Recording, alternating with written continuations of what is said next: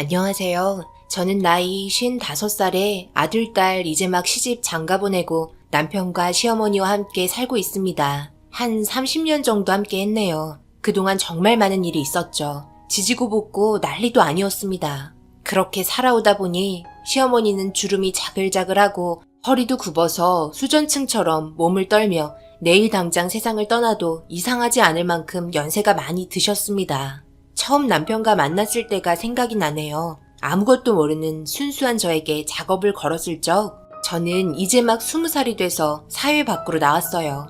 고아원에서 나와 아르바이트 하면서 나홀로 삶을 개척해 나가야 했죠. 처음에는 정말 막막했지만 막상 부딪히다 보니 살만했습니다. 적은 돈을 벌며 살아왔지만 그래도 조금씩 모이는 돈을 보니 나름 뿌듯했고 용기가 생겼습니다. 하지만 그때 제가 아르바이트 하던 매장으로 들어온 손님이 저에게 호감을 표했고 제 인생은 정말 바뀌게 되었어요. 제가 경험하지 못한 것들을 주었으니까요. 저도 그때 생각하면 겁도 없었나 봐요. 이 남자가 어떤 사람인지도 알지도 못하는데 그저 저에게 잘해주고 맛있는 거 사주고 좋은 곳 구경시켜주니까 잘 따랐습니다.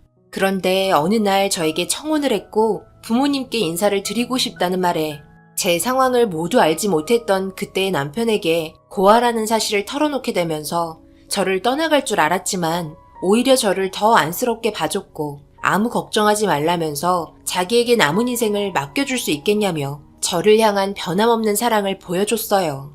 그렇게 인사를 드리러 가게 되었고 도착하게 된 곳은 엄청난 대저택이었습니다. 살면서 그렇게 큰 집은 처음 봤고 이런 사람이 왜 저를 좋아하는 건지 이해가 되지 않을 정도로 서로의 격차가 너무나 심했어요.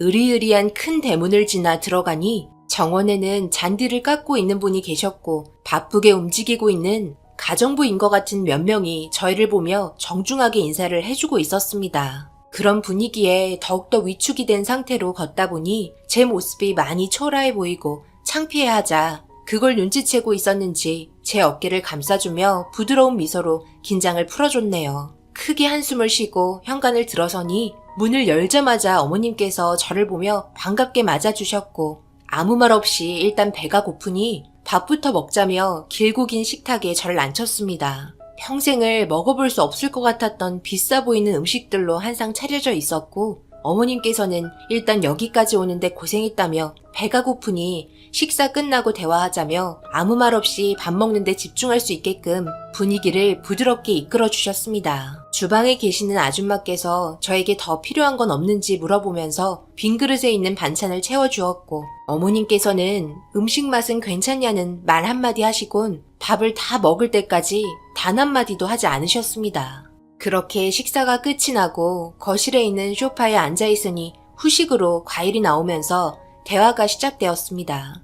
아무래도 내가 너무 존대를 하면 불편할 것 같으니 말 편하게 해도 되지? 앞으로 진짜 며느리가 될 수도 있으니까 빨리 친해지는 것도 좋은 방법이지. 재석이한테 대충 얘기는 들었다. 그동안 얼마나 고생이 많았니? 그래도 혼자 열심히 살겠다고 어린 나이에 이 험한 세상에서 잘 버텨주니 내가 다 고맙구나. 나도 처음에 결혼하고 싶은 여자가 있다고 해서 정말 놀랐단다. 내가 그렇게 선짜리 주선해줘도 마음에 끌리지 않는다고 싫어하더니만 어느 날 갑자기 뜬금없이 결혼하겠다니 내가 얼마나 놀란 줄 아니? 우리 아들이 아무나 집에 인사시키고 들여보내고 그런 애 아니다. 결혼하고 싶다고 인사시키겠다고 말한 건 처음이야. 영란 씨라고? 오늘 처음 보긴 했지만 나도 워낙 많은 사람들을 만나다 보니 첫인상만 봐도 어느 정도 그 사람의 성격을 알 수 있기는 한데 그래도 때 하나 묻지 않고 순수해 보이는구나. 그래, 우리 아들이 어디가 좋아서 이렇게 만남을 지속해오고 있었던 거니? 네, 저에게 너무 잘해줬어요. 이런 관심과 사랑이 지금까지 살아오면서 제대로 받아본 적이 없어서 그런지 재석 씨의 그런 호의가 제 마음에 크게 와닿은 것 같아요. 남자를 만나본 적도 처음이고요. 모든 게 다 좋아요. 항상 같이 있고 싶고 떨어지면 생각나네요. 우리 아들에게 푹 빠졌구나. 나는 말이야, 우리가 잘 살기 때문에 집안이 좋은 그런 며느리 별로 좋아하지 않는다. 네가 아직 어려서 잘 모르겠지만 돈 많다고 좋은 거 하나 없다. 누구보다 부유하게 살 수는 있긴 한데 그만큼 부유한 걸 유지하려다 보니 그거에 대한 희생도 엄청나게 많이 따르거든. 결국 모든 건 돈 때문에 시작되는 거란다. 그래서 나는 잘 사는 집안보다 인성이 똑바로 되어 있고 서로 진심으로 사랑하는 그런 삶을 살 수 있는 며느리를 원했어. 그런데 너희 눈빛에는 정말 우리 아들을 진정으로 사랑하고 있는 것 같구나. 그래도 사람 일은 아무도 모르는 거다. 나는 급한 거 별로 좋아하지 않아. 너도 지금은 분명 우리 아들이 좋을 수도 있지만 시간이 흐르다 보면 실망하고 마음에 들지 않는 부분이 생기기 마련이지. 지금 나이가 23살이라고? 우리 아들이 30살이니까 7살 차이 나는 건가? 나는 지금 나이가 많이 어리다고 생각해. 결혼은 장난이 아니야. 그리고 결혼을 하게 되면 이 집에 함께 살아야 해. 그런데 그런 결정을 신중해야 하는 부분에 있어 나이가 아직 어린 것 같은데 괜찮겠니? 나는 조금 더 만나보고 결정했으면 하는구나. 아니, 때가 비슷하면 바로 결혼하라고 하겠지만 영란 씨 나이가 너무 어려서 결혼을 해서 함께 살면 족쇄처럼 느껴질 수도 있어. 진지하게 생각해보고 결정하도록 해. 어머님께서는 저희 결혼에 대해서 반대하지는 않으셨습니다. 하지만 제가 그때 나이가 워낙 어렸기 때문에 조금 더 연애도 해보고 즐겼으면 한다고 예상 밖의 말을 꺼내셨어요. 결국 어머님의 말에 저희는 2년의 연애를 하면서 서로에 대해 많은 걸 알아가기 시작했고 2년이 지난 후에도 서로를 향한 사랑은 변함이 없어 결혼을 결심하게 되었습니다. 물론 아버님께서는 전적으로 어머님 의견을 존중해주고 따라주셨습니다. 그렇다고 아버님께서는 저를 싫어하지 않으셨고 외동아들이라 그런지 저를 딸처럼 대해주셨어요. 그렇게 결혼식을 하게 되었고 정말 많은 사람들이 축하해주려 모이셨습니다. 그런데 결혼식에서 저는 오열하고 말았어요. 워낙 많은 사람들이 오다 보니 제가 살아왔던 환경과 고아라는 사실이 금세 알려졌고 주변에 저희 남편과 결혼을 하고 싶어 했던 여자분들께서 저를 하찮게 여기면서 입에 담지 못할 말들을 사진 찍는 도중에 제 귀에 대고 퍼붓기 시작하자 그런 모습을 가만히 지켜보고 있던 어머님께서 제 눈에 눈물이 보이는 걸 보곤 주변 상황은 신경도 쓰지 않고 머리끄덩이를 잡고 결혼식장 밖으로 내쫓았네요. 그리곤 저에게 막대했던 여자들이 건넨 축의금을 던지면서 엄청난 포스로 그대로 똑같이 대가품해 주셨어요. 그런 어머님의 모습에 부모 없는 자식이라는 꼬리표를 끊어낼 수 있었습니다. 저에게는 어머님이 엄마였으니까요. 그렇게 결혼을 하고 집에 들어와 시집살이를 하는 데 있어서 정말 많은 것들을 해야만 했습니다. 어머님께서 사모님이라고 두 손 놓고 그냥 지내신 적은 단 한 번도 없으셨어요. 집에서 같이 일하고 계신 가정부 분들과 똑같이 모든 집안일을 같이 하셨고 저도 하나하나 배우면서 이 집의 며느리가 되기 위해 열심히 살아갔네요. 그러다 보니 때론 어머님의 모진 말들도 듣게 되면서 홀로 이불 속에서 눈물을 삼켰던 적도 있었습니다.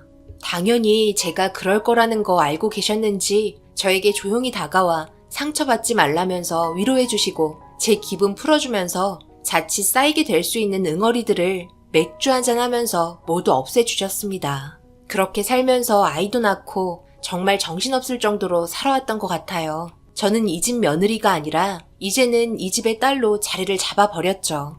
그렇게 행복했던 시간들을 보내다 보니 이별해야 할 시간도 오더군요. 아버님께서 워낙 바쁜 업무로 인해 과로로 쓰러지시면서 결국 세상을 떠나셨고 아주 잠깐 집안이 위태로웠지만 아버님의 일을 남편이 전부 물려받게 되면서 다시 제자리를 찾게 되었습니다. 하지만 어머님께서 정신적으로 많이 의지하고 계셨던 아버님이 세상을 떠나시자 많이 힘들어했고 옆에서 훌훌 털어버릴 수 있게 많은 노력을 기울이면서 어머님도 금세 정상적인 생활을 하실 수 있으셨어요. 그렇게 서로 의지하며 보듬어주는 진정한 가족으로 지내면서 자식들 다 떠나보내고 넓은 집에는 저와 남편, 어머님만 남게 되었네요. 그런데 어느 순간부터 어머님께서 깜빡깜빡 하시는 상황들이 자주 생기셨고 그런 모습이 걱정이 돼 병원에 찾아가 검사를 받아보니 치매 초기 판정을 받게 되셨습니다. 심각한 건 아니기 때문에 진행이 빠르게 오지는 않을 거라며 너무 걱정하지 말라면서 간단한 약을 처방받고 돌아오는 길에 자신이 치매 판정을 받았다는 거에 꽤나 충격을 받으셨는지 한동안 말이 없으셨습니다. 혼자만의 생각할 시간이 필요하신 것 같아 저는 조용히 있었네요. 그렇게 며칠이 지나고 저에게 던진 한마디는 요양원을 알아보자는 말이었고 강하게 부인하는 저와 달리 벌써 마음의 결정을 하시곤 저와 남편에게 짐이 되기 싫다며 지금부터 요양원에 적응하면서 살아가는 것도 나쁘지 않을 것 같다는 충격적인 말을 꺼내 놓으셨습니다. 저와 남편은 정말 강하게 반대했죠. 하지만 그만큼 어머님께서도 강하게 밀고 나가셨어요. 나중에는 혼자서 요양원까지 알아보시곤 짐 싸서 들어가시기까지 하면서 저희와 계속해서 떨어져 지내려 하셨습니다.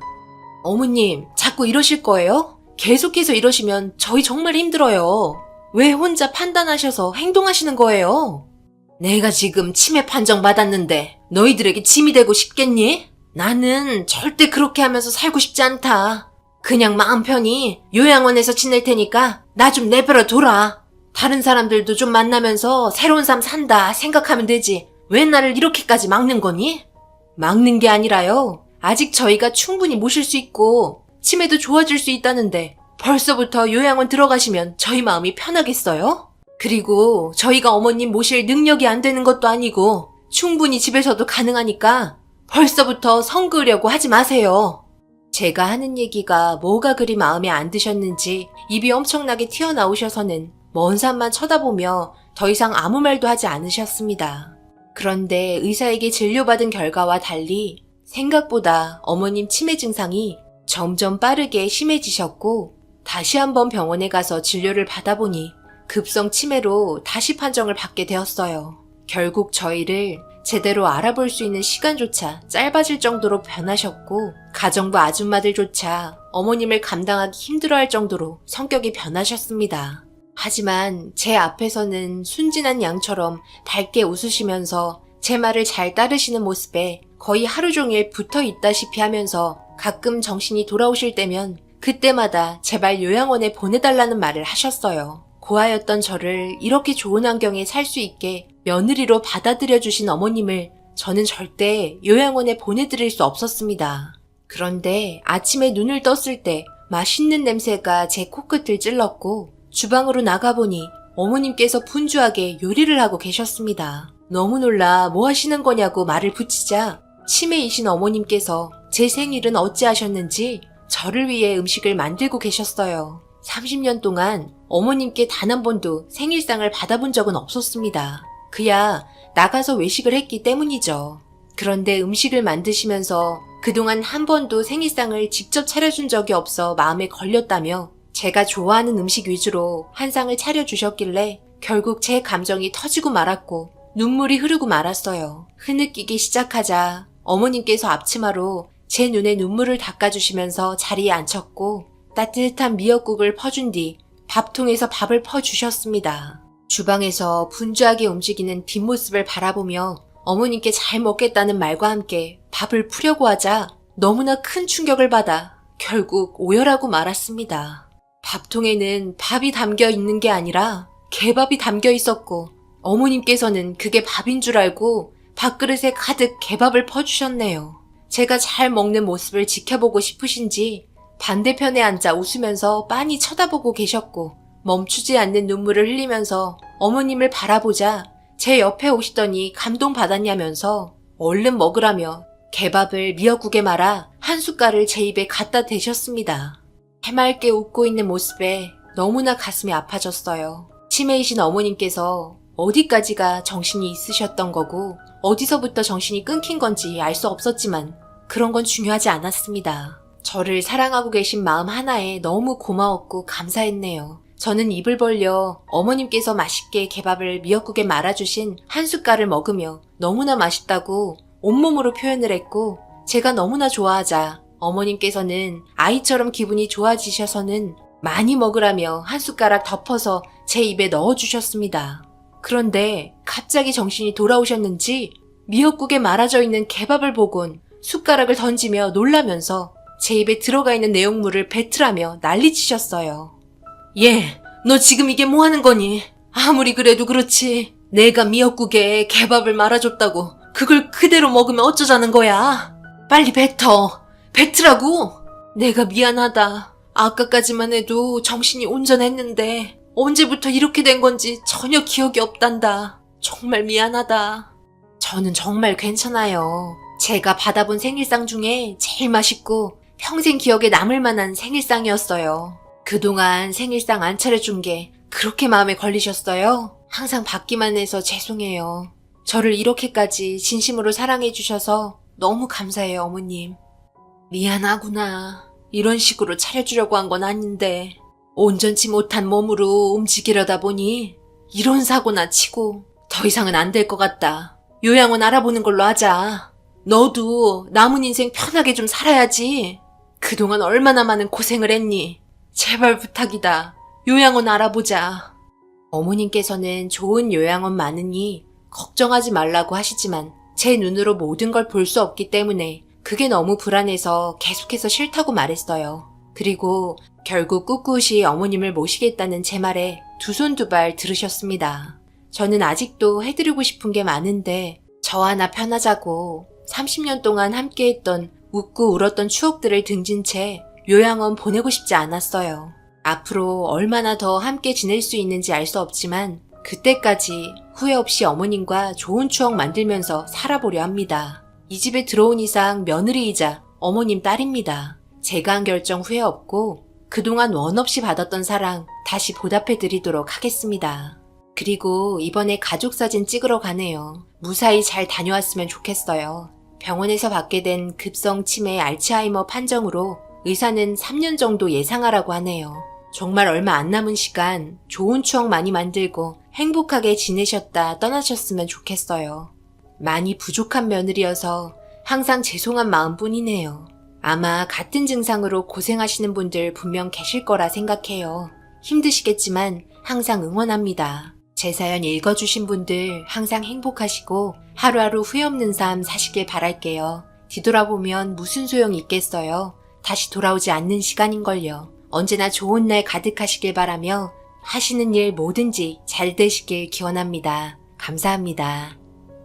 오늘의 사연은 여기까지입니다. 댓글로 여러분들의 생각과 조언을 남겨주세요. 구독, 좋아요, 알림도 꼭 부탁드립니다. 저는 다음 영상으로 찾아뵙겠습니다. 감사합니다.